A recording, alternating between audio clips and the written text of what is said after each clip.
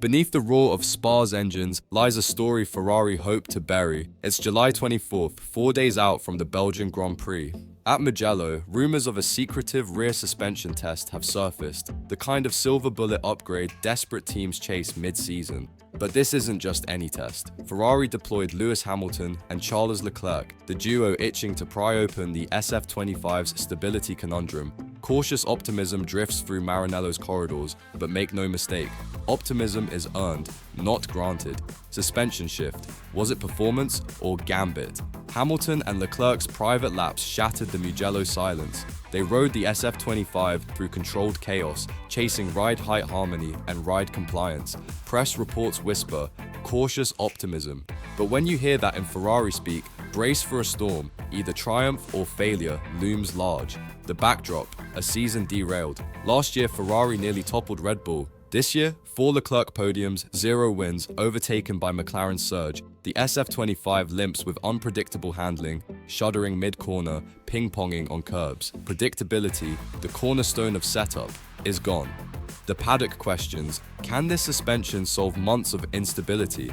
Between the lines, changes at Mugello weren't just technical, they were psychological. Hamilton's arrival brought new data habits. Suddenly, telemetry becomes a weapon. When he pressed pedals in the new setup, it wasn't for show, it was an SOS to Maranello engineers. Fix it fast. As Spa weekend nears, the whisper is clear. Either Ferrari unveil a beast in Spa, or the test becomes a haunting what if. And Maranello knows, the next 4 days could rewrite their season's fate. Hamilton's silence during the Mugello test said more than any press release ever could. He didn't speak much. Not to media, not to the cameras, but those inside the garage noticed something chilling. He requested telemetry overlays, not of Leclerc's laps, but of his own Mercedes runs from 2020. A coded move, a reminder, a warning. What was he comparing? Power delivery? Brake feedback? Not exactly. Sources inside Ferrari suggest he fixated on steering torque trace under aero load, specifically how the car communicated at high speed. It was his way of asking, why does this still feel numb?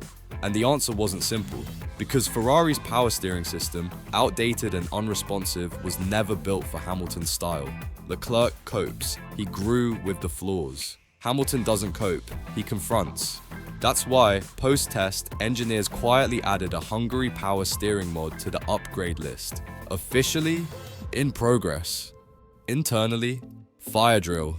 But why the urgency now? At Silverstone, both drivers cursed the car's behavior, but only Hamilton's feedback triggered internal action.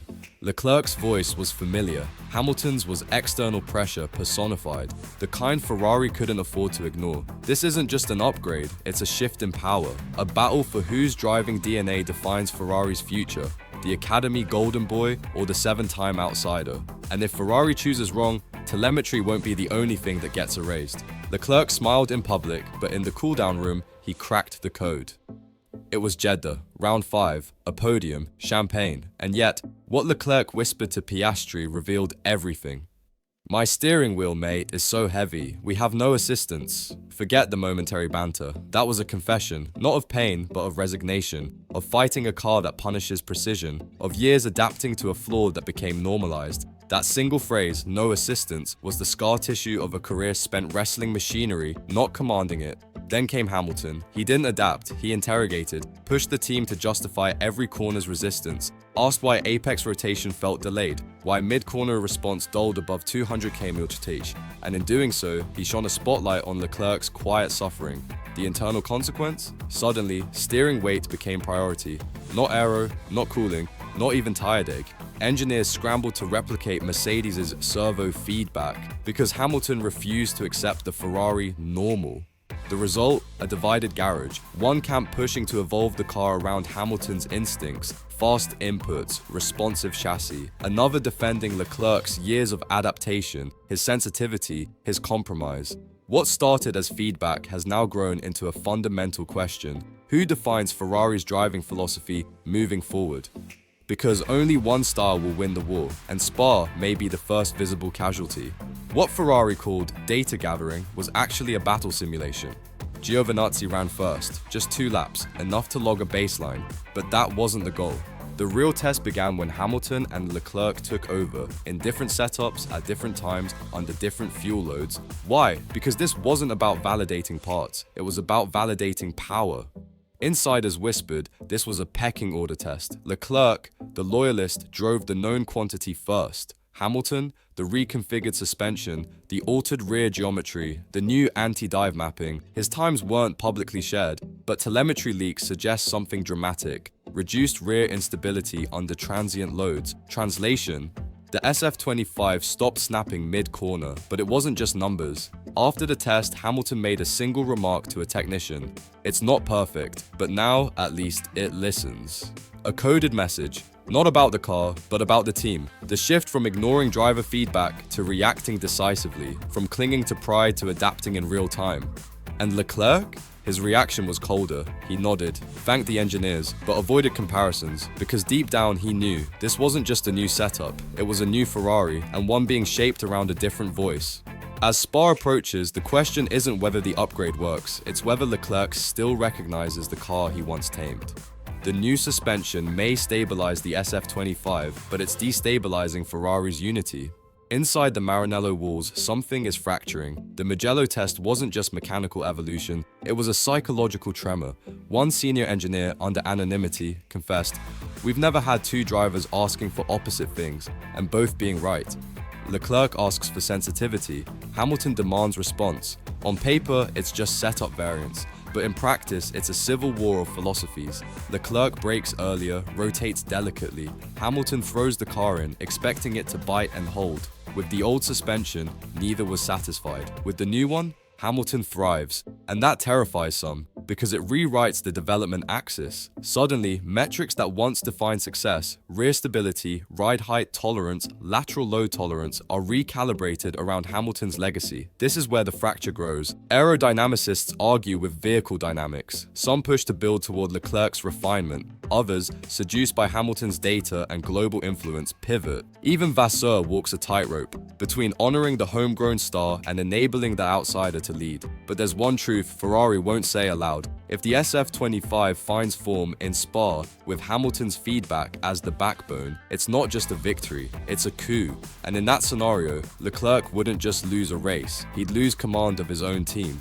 When Hamilton asked for more front-end bite, he wasn't tuning a setup, he was testing loyalty. Every request he makes is loaded, every complaint a signal. When he radios that the front isn't responding in high-speed corners, he's not just describing the car, he's probing the team's willingness to act, to change, to prioritize his driving DNA over Leclerc's history. And Ferrari is starting to answer. The Spa package includes not just the suspension change, but a subtle front geometry tweak, revised caster angles, more aggressive steering rack ratio. To improve feedback, says the press release, but the telemetry says something else. The car now turns in like a W11.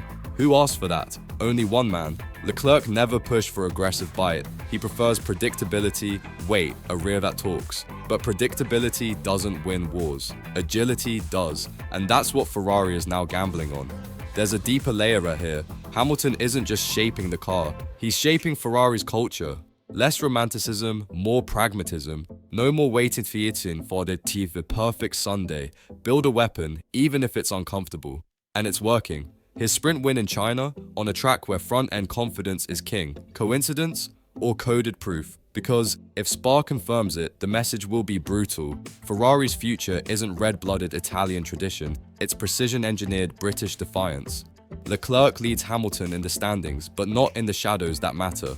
Points? Yes, Leclerc holds the edge. But within the data rooms, the briefings, the post-session debriefs, Hamilton's voice resonates louder. His observations trigger more action. His suggestions shift priorities. Slowly, silently, the hierarchy morphs. Why? Because his critique isn't emotional, it's surgical.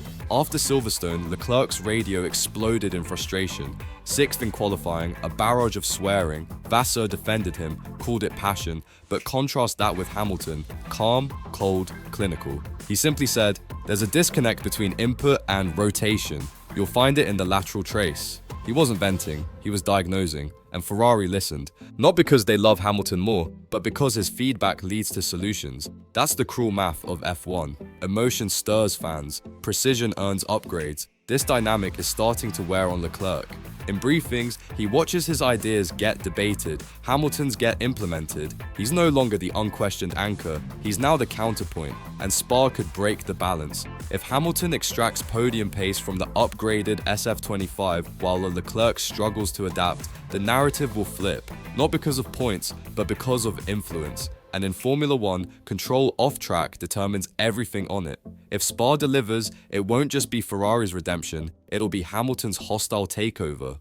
This isn't about winning a race, it's about rewriting Ferrari's internal script, from the academy-bred emotional hero to the clinical conqueror, from Leclerc's patient dream to Hamilton's relentless execution. Let's be brutally honest, Hamilton didn't join Ferrari to inspire a slow rebuild. He came to dismantle weaknesses and force evolution.